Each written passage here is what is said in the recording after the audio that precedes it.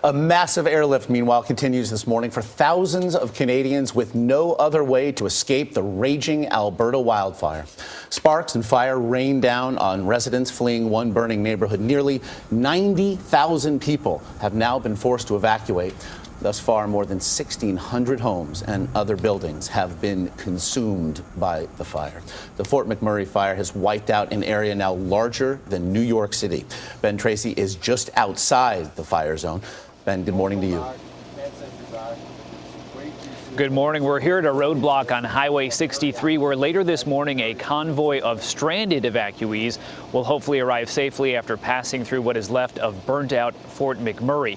Now, colder temperatures this morning are helping slow this fire, but strong winds have still pushed the flames closer to more homes. The fire burning near Fort McMurray is relentless. Overnight surrounding a nearby lake with a fiery orange glow.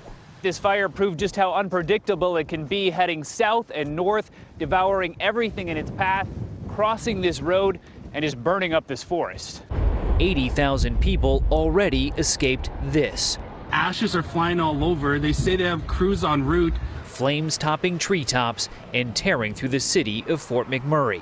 People fled on the only two roads they had. I can feel the heat through the window. This is what was left behind. A city so burned out, it looks bombed out. Brian Jean has lived in the town for 50 years. This is all that's left of his home. My heart really, truly goes out to people that have lost everything. I've lost everything. The only thing that's really important is our lives and our health. As long as we have that and get through it without any loss of life, I am a happy, happy person. This is just one of 41 fires burning throughout Alberta province, 10 of them out of control.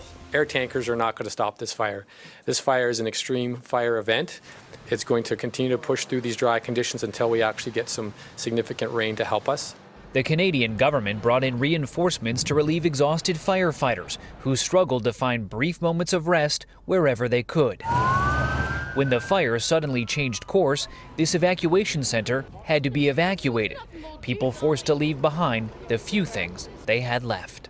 I've got two young kids, right? I'm just grateful we're alive, but it really sucks to have to keep on moving. But with flames still spreading all over the area, moving on is the only way to stay alive.